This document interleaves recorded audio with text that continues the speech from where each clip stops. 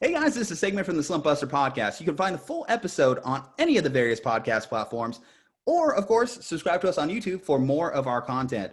Other than that, guys, sit down, bust a slump, and enjoy. What's up, Slumpbuster Podcast? Today, I'm here to talk to you about the NFC North and the Detroit Lions.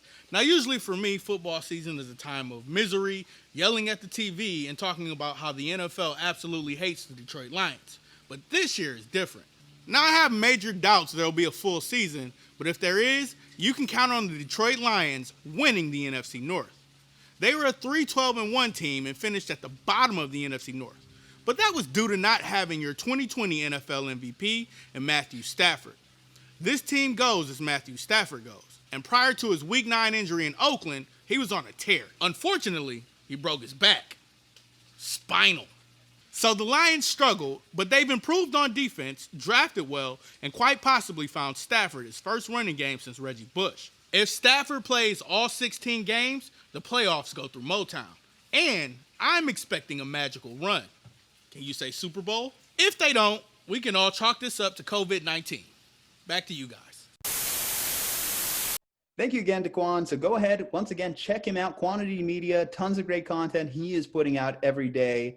And again, he has to cheer for this franchise. So let's talk about those Detroit Lions. So they're actually under new ownership. So we'll see how they do with that said, but it's not really new ownership, is it? It's basically in the same family. It's still in the Ford family, the Ford Firestone family. Basically, the heart and soul that makes Motown, the Motor City, the Fords.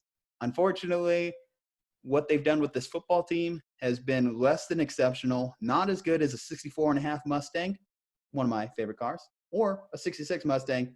But you can't just put a glossy new can of paint on this one.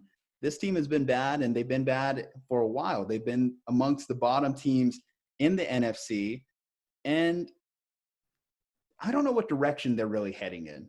Because Matt Patricia, this is year 3 for him. He needs to put up or shut up. But what does that look like for Detroit? We're talking about a team that was drafting in the top 5 last year. We're talking about a team that had moments. They finished, with 3 wins last year. But then they traded away one of their best players in Darius Slay. They did draft Jeff Okudah, but basically they just swapped one top-tier corner for another.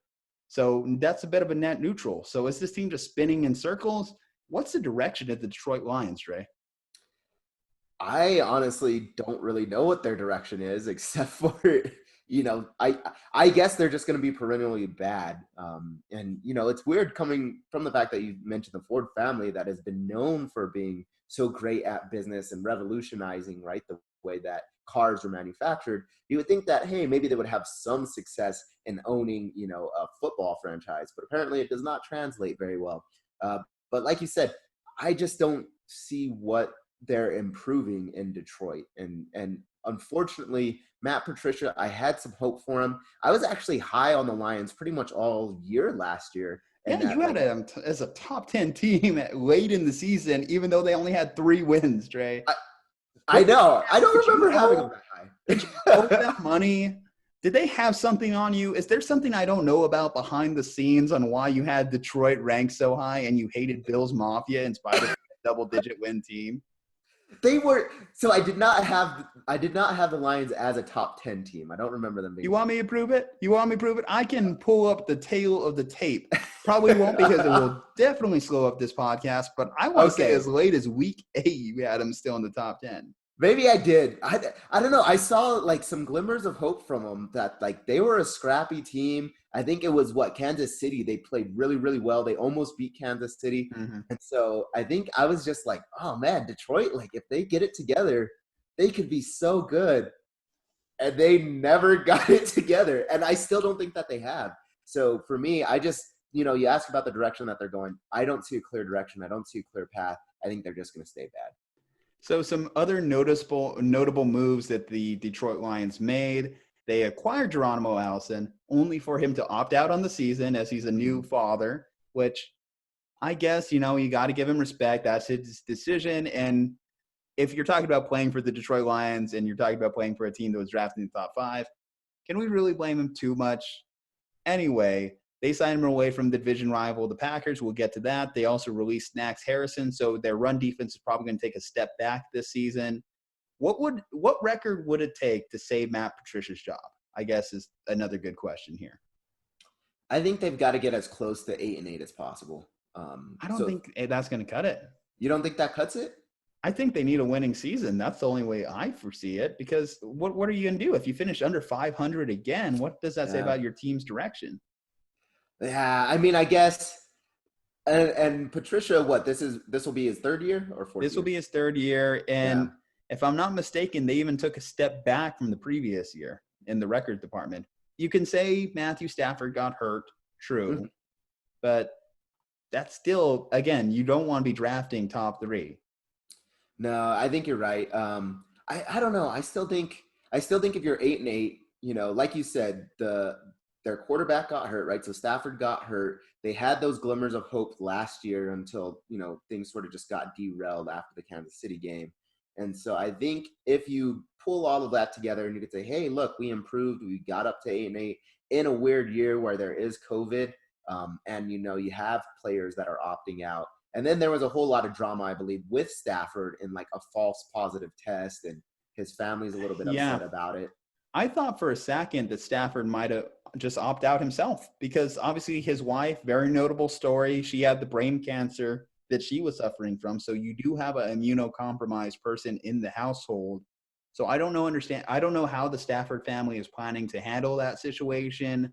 If when Matt goes out for games, if he's going to take a few days away from the family to test, quarantine, etc.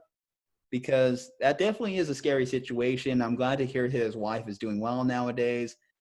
I know that couldn't have been easy for him last season while trying to play quarterback, having his wife just come off, again, a huge surgery, a huge illness, and survive. So, hey, that's what it's all about. But I just don't see this team moving. I think Matt Patricia's done either way. I think that it's almost surprising that he wasn't even fired this past offseason. I was even honestly surprised that he was hired at all, to be honest.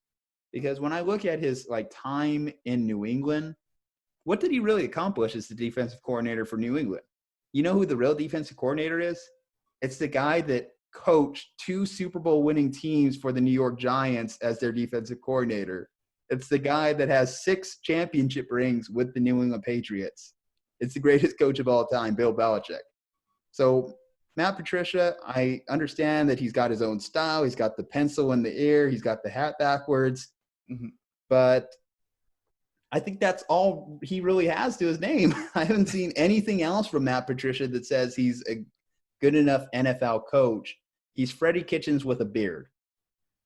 Yeah, no, I agree. And I think it's the enticement of the Belichick coaching tree. And we've seen it time and time again, right? Of that, they coach with Bill Belichick. Well, at the end of the day, they're not Bill Belichick, right? There is a reason why Bill Belichick is Bill Belichick and they are not. But it still entices people. We still see so many teams that are we'll even pick up, the special teams coordinator, right? It happens all of the time. But people still love that Belichick coaching tree. And we see where it went wrong this offseason. The only reason Darius Slay wanted to be traded off the Detroit Lions was because Patricia, who doesn't have the same equity that Bill Belichick does, tried to treat the Detroit Lions like the New England Patriots. And I understand you want to bring that winning mentality, but I hate to say it, I don't think players are tough enough to be coached that way anymore. Do you? I mean, you coach youth wrestling.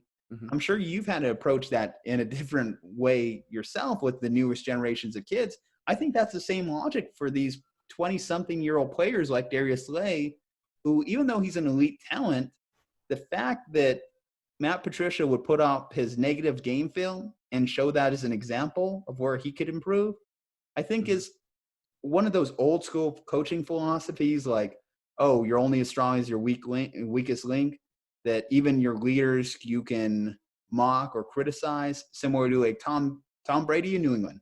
What burnt that bridge?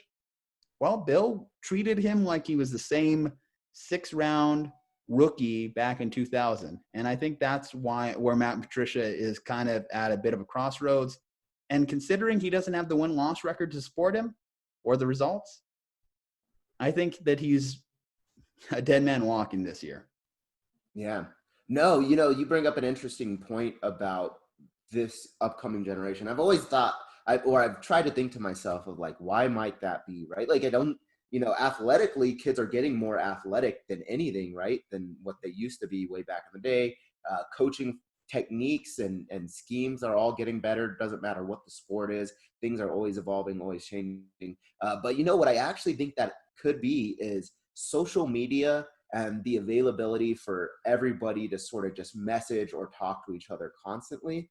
And so younger kids and the younger generation are able to see these videos or able to see things coming up. And I think the younger generation now is seeing things like, oh, the older generation needs to give us just as much respect as I give them, right? Whereas back in the day, you didn't have things like social media, so you couldn't watch some of those videos to think like, oh, this is messed up. So you sort of just went in and we're just like, always like, okay, like coach is yelling at me again. But now, right, you see a video of somebody getting yelled at by their coach, everybody's like, nah, that's effed up, right? Like, that coach needs to be fired. So I don't know if that's 100% what it is, but I do think that plays a role. And I do think you're right, is even it's starting to leak into, pro sports, because a lot of these pro sports players, rookies, they're younger than we are, Juju, right? And which is the craziest thing is I remember high school like it was just yesterday, and now I'm like, wait, you mean some of these rookies are making more money than I am, and they're younger, like 2 years, 3 years younger than I am? And I think that does play a big role in this, in that you cannot be, a hard ass on these players anymore. You do have to be more of a player's coach, and sometimes that means like I know that I personally have had to take kids out for a milkshake after a rough practice, after I've yelled at them and been like, hey man, like I'm not trying to like just be an asshole to you. Like I want you to do well. I care about you. And that means the world to them rather than just screaming, right? So. I find that funnier for you to take a kid out of a wrestling practice for a milkshake, considering the sport is based all around like losing weight. Yeah. So you're basically saying, I'm going to take you out for a milkshake today so I can make you run twice as hard tomorrow to make weight. Yeah, no, it's funny. It's always a small. I'm like, you can get the small milkshake, the junior milkshake. But I mean, I'm sorry to derail the conversation, right? We'll get back. No, it's fine. I guess let's just end it with this. Let's tie a bow on it. The Detroit Lions last year in 2019 finished 3-13. This year in 2020, the Detroit Lions will finish with a record of 3-13. Okay. I'm actually going to give him a one-game improvement. I have him as a 4-12 team. If Matthew Stafford stays healthy all year, they might be able to squeak it by a few more wins. The big problem for this team, they're in one of the toughest divisions in football, because the three other teams we're going to talk about are all tough in their own right.